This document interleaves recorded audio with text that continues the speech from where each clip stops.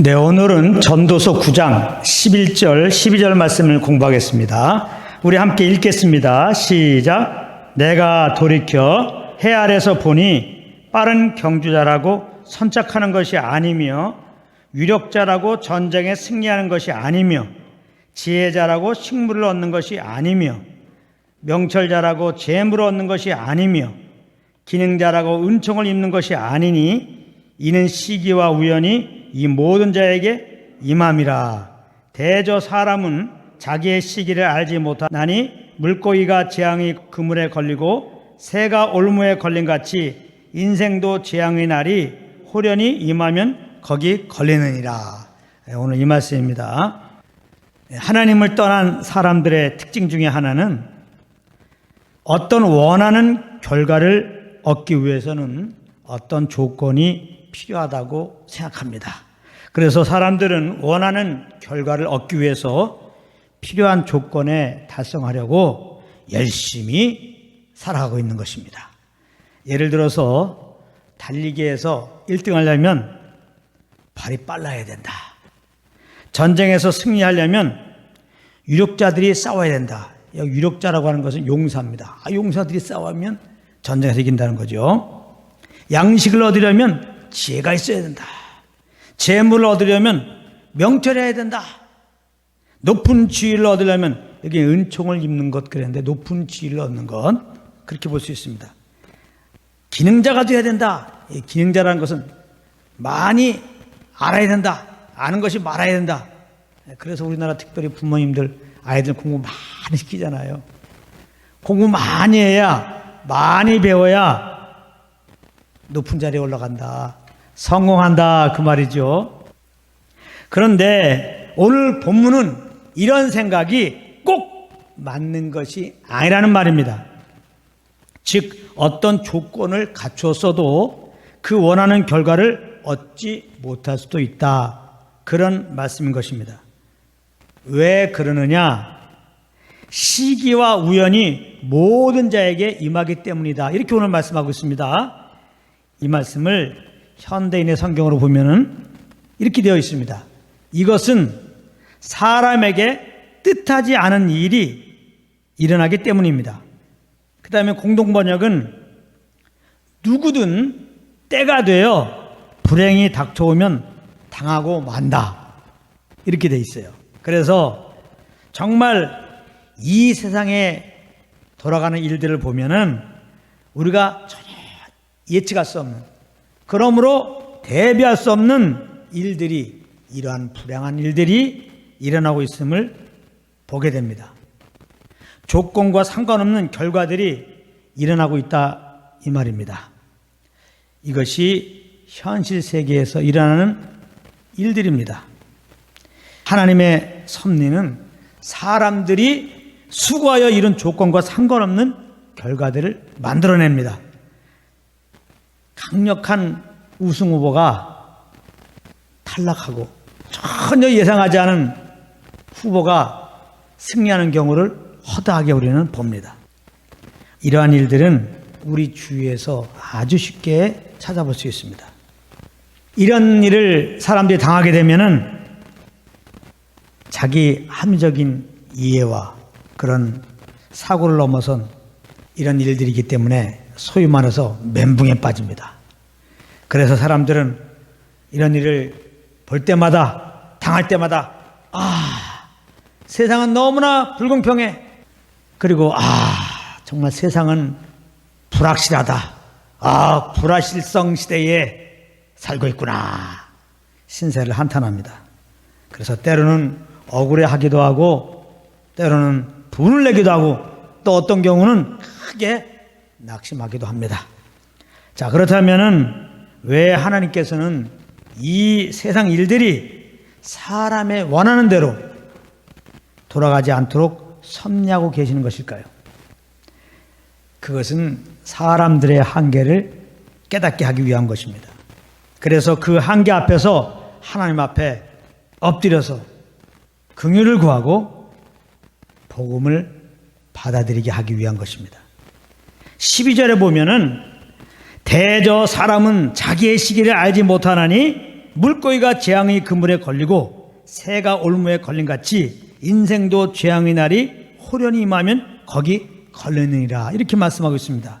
여기 자기의 시기를 알지 못한다는 것은 자기가 언제 불행을 당할지 모른다는 겁니다. 그렇다면 사람에게 닥칠 최고의 불행이 무엇이겠습니까? 죽음입니다. 죽음. 사람은 언제 죽을지 몰라요. 이 부분을 공동번역은 이렇게 번역합니다. 사람은 아무도 죽을 날을 모른다. 이렇게 번역했습니다. 사람은 언제 죽을지 모르는 겁니다. 그러므로 정말 지혜로운 자는 하나님께 회개하고 예수님은 그 마음의 구주로 영접해야 되는 것입니다. 사람이 죽는 것은 죄 때문에 그런 것입니다. 성경에 말하기를 한 번 죽는 것은 정한 것이요 그 후에는 심판이 있으리니 그렇게 말씀하고 있습니다. 사람이 죄로 말미암아 한 번 죽고 끝나면 좋겠는데 그렇지 않다는 것입니다. 하나님 앞에 심판을 받고 영원한 불못에 떨어져서 영원한 고통 가운데 그렇게 거하게 된다는 겁니다. 그렇기 때문에 사람이 죽으면 그건 큰일 난 겁니다. 그거는 심판만 남은 것이요 영원한 멸망만 남은 것입니다. 그러니까 살고 있는 날 사람들이 제일 먼저 해야 할 일이 정말 이 은혜의 복을 받아들이는 겁니다. 우리가 죄로 말미암아 이렇게 영원한 사망 아래 거하게 되었는데 하나님이 우리를 너무나 사랑하셔서 하나님이 구약에 그 아들을 통해서 우리를 죄에서 구원하신다고 그렇게 약속해 주셨거든요. 그 약속하신 말씀 따라서 그 아들을 이 땅에 사람 육신이 되어 나게 하시고 우리 죄를 대신 짊어지고 십자가에서 피 흘려 죽게 하시고 우리가 하나님 앞에 의롭다 인정받기 위해서 3일 만에 부활케 하셨다고 하는, 그래서 누구든지 그 예수님을 구주로 마음에 영접하면 구원하신다고 하는 이 복음의 말씀을 받아들여야 됩니다. 그래서 하나님이 말씀하신 대로 내가 하나님을 떠나서 내 삶의 주인으로 산 것을 잘못했습니다. 나는 무능력한 자입니다. 나는 지혜가 없습니다. 나는 죄덩어리입니다. 정직하게 하나님께 인정하고 회개하고 십자가에 죽으시고 부활하신 예수님을 내 마음에 이제는 구주로 왕으로 이렇게 모시면 누구든지 죄 용서하시고 영생을 주신다고 성경은 말씀하고 있습니다. 그렇기 때문에 지금 마음에 오는 감동 따라서 꼭 예수님을 영접하기를 바랍니다. 이렇게 얘기하면은 알았어요. 내일 믿을게요. 알았어요. 어떤 사람은 죽기 전에 믿을게요. 이게 지혜롭지 못한 대답이라는 겁니다. 오늘 말씀은 언제 죽을지 아냐 이 말이에요. 내일이라고 하는 것은 우리에게 속한 게 아닙니다. 하나님께 속한 것이지. 오늘도 마찬가지예요. 하나님이 큰 은혜를 베푸셔서 이렇게 살게 하셨어요. 지금 내일 믿는다고 오늘 저녁에 하나님이 오라 하시면 갈 수밖에 없는데요. 죽기 전에 믿는다고 언제 죽을지 아냐 이 말이에요. 그런데 이렇게 복음을 증거해도 사람들이 콧방울 끼고 잘 안 믿어. 자기가 열심히 사는 대로 그 땀 흘린 대로 이렇게 내가 축복을 받으며 살고 있는 거야. 영혼의 구원도 마찬가지야. 내가 착하고 선하게 나에게 주어진 일을 열심히 이렇게 살으면 신이 감동하면서 그런 사람들에 대해서 이렇게 천국이 있다면 천국 보내주시는 거지. 영생을 주신다고 그러면 영생 주는 거지. 대충 살아서는 안 되는 거니까 중요한 거는 열심히 사는 거, 착하게 사는 거, 선하게 사는 거, 그게 더 중요한 거야 하면서 이 복음을 거부합니다. 그러니까 하나님의 섭리는 이렇게 하나님을 떠난 인생들에게, 이렇게 저주 아래 있는 인생들에게 사람의 뜻대로 모든 일이 되지 않게 하시는 겁니다. 도무지 이해되지 않는 이런 불행한 일들이 닥치게 하는 겁니다. 그래서 사람의 한계를 깨달을 수 있도록 내 이 지혜와 능력이라는 게 아무것도 아니구나, 이걸 깨닫고 정말 하나님 앞에 엎드려서 살려주십시오 긍휼을 구하고 그러므로 예수 믿고 구원받게 하기 위한 그것입니다.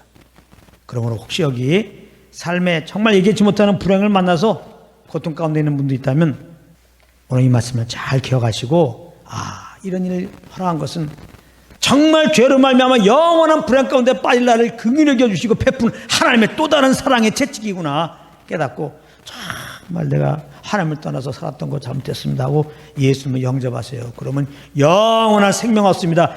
영원한 생명 얻는 것이 참 복을 받은 거예요. 할렐루야. 그래서 새로운 삶이 그리스도 안에서 펼쳐지기를 권면드립니다. 예수 믿는 자들은 이제부터는 나의 원하는 어떤 결과를 얻기 위해서 필요한 조건에 달성하려고 열심히 노력하며 사는 그런 자가 아닌 것입니다. 이제 우리의 목표는 내 잘남을 위해서, 내 삶의 웰빙을 위해서 그렇게 달려가는 삶이 아닙니다. 이미 아담의 죄인 되었고 이제 죽고 심판 받고 영원한 불못에 갈 우리들을 그 아들 통하여 나를 죄에서 구원하신 그 하나님 아버지의 그 영광을 위해서, 나를 위하여 죽으시고 부활하신 그 예수 그리스도의 영광을 위해서 우리가 살아가는 것입니다. 예수 믿고 구원받는 자들의 삶의 목표는 예수 그리스도예요. 삶의 이유는 예수 그리스도예요. 그렇기 때문에 우리 믿는 자들에게 불행이라고 하는 것은 아무것도 아닌 것입니다. 오히려 이런 불행 가운데 변함없이 예수 믿는 우리들 가운데 오셔서 나를 인도하시는 그 주님을 더 바라보게 되는 것이죠. 그래서 믿는 자들에게도 똑같이 불행이 임합니다. 이걸 잘 아세요. 믿는 자들 중에도 착각하는 분들이 많이 있습니다.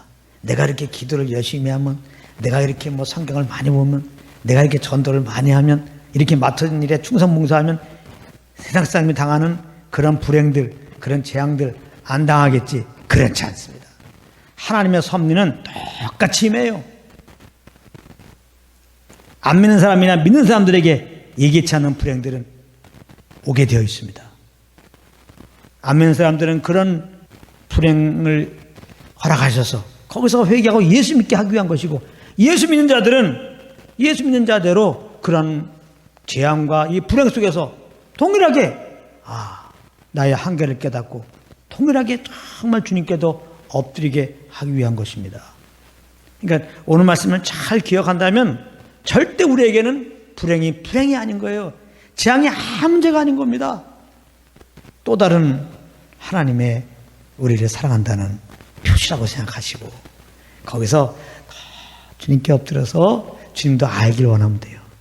그 불행 가운데서 우리 안에 계시면서 정말 말씀하신 주의 음성에 귀를 기울이면 됩니다. 십자가의 예수의 은혜를 더 알길 원해요. 그를 통하여 나타나신 하나님의 사랑을 더 알기 원하는 마음으로 엎드리면 더 알게 되죠. 맞아.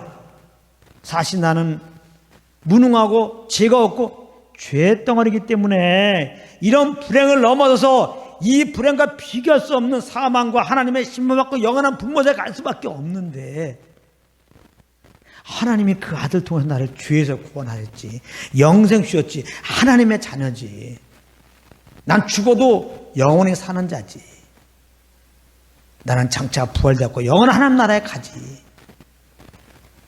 이러한 하나님이 이미 그리스도 안에서 주신 산소망을 딱 이제 가지게 딱 되면서 우리는 이 불행 가운데서도 그 주의 음성을 들을 때 마음에 막 감사가 올라오는 거예요. 나를 주에서 구원하신 주님 더 감사합니다. 나를 주에서 구원하신 주님 정말 기뻐합니다. 환난 중에도 즐거워하는 겁니다. 그러면서 세상 영혼들을 바라볼 때 자기 뜻대로 안 된다고 괴로운 영혼들 바라보면서 하나님의 마음을 가지고 우리가 이제 은혜의 복음을 들려주는 것이죠. 그러므로 이제부터는 우리에게 불행과 재앙이 더 이상 삶의 문제가 안 되어버리는, 오히려 불행과 재앙 속에서 더 감사와 기쁨으로 주님께 영광 돌리는 여러분들 되기를, 참 예배자가 되시기를 예수 이름으로 축복합니다.